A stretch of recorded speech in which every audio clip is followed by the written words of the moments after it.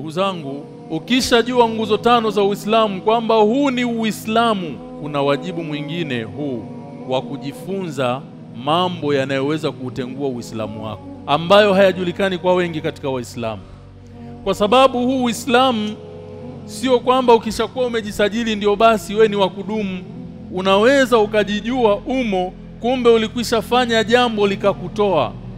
Lakini kwa kuwa hautokuwa na alama fulani, wewe ukawa unajihesabu umo, lakini kumbe haumo, kwa sababu ulifanya jambo katika mambo yanayokutoa. Zama tulizonazo kuna watu wanalingania katika hivyo vitenguzi, lakini kama hauvijui unaweza ukalinganiwa na ukaviingia, alafu hujui, hali ya kuwa unadhani kwamba unapatia.